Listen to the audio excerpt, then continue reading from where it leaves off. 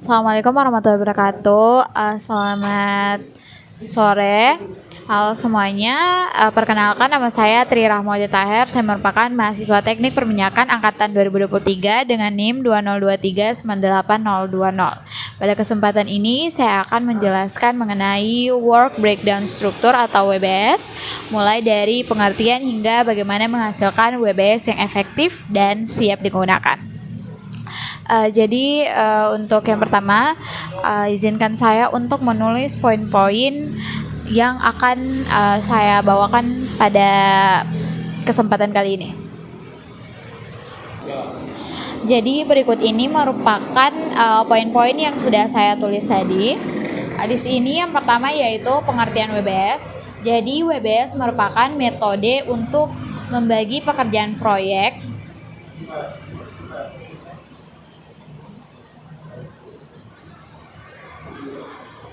menjadi bagian yang lebih kecil. Struktur ini juga disusun secara struktur yang hierarki, di mana semakin ke bawah maka pekerjaan akan semakin rinci sehingga memudahkan dalam perencanaan dan pengendalian proyek. Yang kedua yaitu dampak tanpa WBS. Nah, jika proyek tidak menggunakan WBS, maka pekerjaan akan menjadi tidak terstruktur. Kemudian skopnya itu menjadi tidak jelas atau ruang lingkupnya itu menjadi tidak jelas. Dan jika skop sudah tidak jelas, maka nanti pada bagian estimasi akan tidak akurat. Nah, jadi hal ini akan menimbulkan resiko adanya keterlambatan dalam pelaksanaan proyek. Selanjutnya poin ketiga yaitu penerapan WBS. Jadi WBS dapat digunakan untuk hampir semua proyek karena memang bisa untuk semua proyek.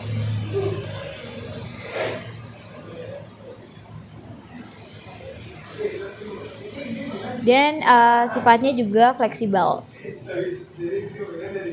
Selain itu, WBS juga dapat menyesuaikan kompleksitas proyek, baik yang sederhana maupun yang kompleks. Selanjutnya, poin keempat yaitu waktu penggunaan WBS. Nah, WBS biasanya dibuat saat planning atau pada saat perencanaan atau tahap perencanaan proyek. Kemudian WBS digunakan saat pelaksanaan, monitoring, juga pengendalian proyek.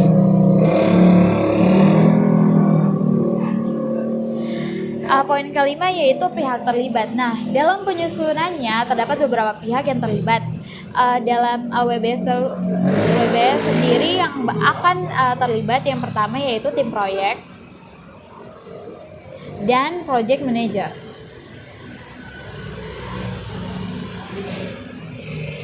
Selain itu ada juga PMO atau project manager officer yang juga berperan dalam menyediakan standar, guideline, serta menjaga konsistensi dalam penggunaan WBS.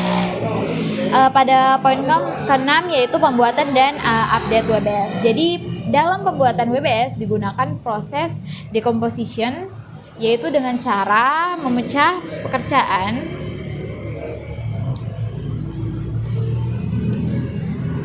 pekerjaan yang besar menjadi yang lebih kecil atau jadi bagian kecil dari pekerjaan yang besar ini.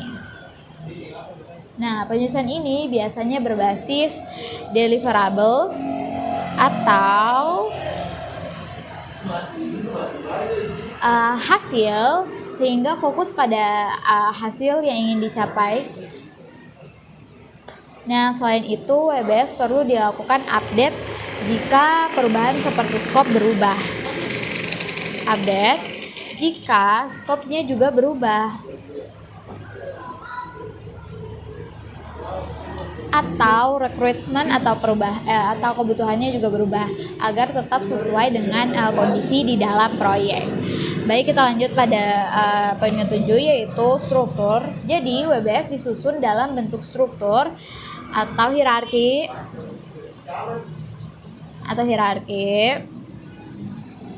di mana level atas adalah proyek secara keseluruhan dan level bawah adalah detail pekerjaan.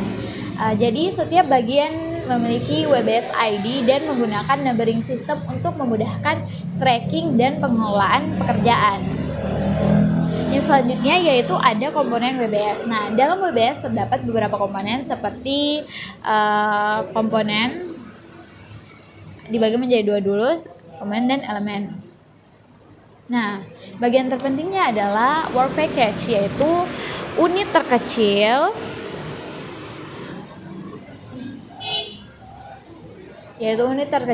dalam WBS yang bisa dijadwalkan, bisa diestimasi biaya, dan juga bisa dikontrol dalam pelaksanaan proyek.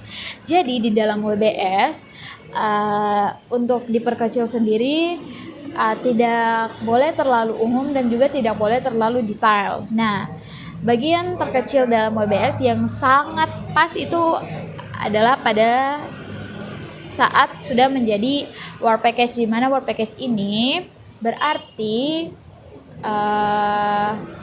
di dalam WBS-nya itu sudah bisa dijadwalkan, juga bisa diestimasi biaya, dan juga bisa dikontrol dalam pelaksanaan proyek tersebut.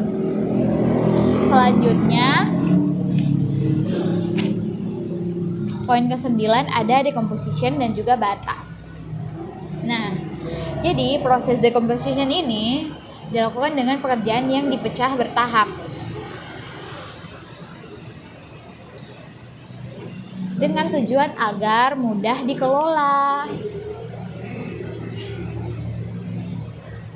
Namun proses ini harus dihentikan atau stop jika sudah cukup detail seperti tadi yang sudah saya jelaskan. Jika terlalu rinci, maka terdapat risiko terlalu detail yang membuat WBS menjadi terlalu kompleks. Sebaliknya, jika terlalu umum, maka ada risiko terlalu umum sehingga pekerjaan menjadi tidak jelas.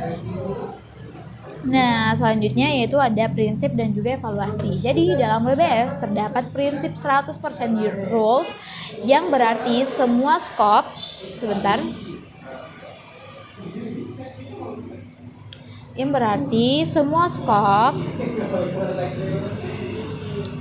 harus tercakup dalam WBS. Nah, WBS yang baik harus lengkap, terstruktur, dan juga jelas. Sedangkan WBS yang buruk biasanya tidak lengkap atau ambigu sehingga sulit digunakan dalam proyek. Ya, selanjutnya yang terakhir yaitu pembuatan WBS yang efektif. Jadi bagaimana cara untuk kita membuat WBS yang efektif bagi proyek? Nah, untuk menghasilkan WBS yang efektif terdapat beberapa langkah yang perlu digunakan. Yang pertama adalah identifikasi variables. Kemudian setelah dilakukan identifikasi variables ini akan dilakukan breakdown pekerjaan. Dan akhirnya susunan struktur WBS akan ada secara sistematis. Nah, dalam penyusunannya terdapat beberapa pendekatan seperti berdasarkan deliverables,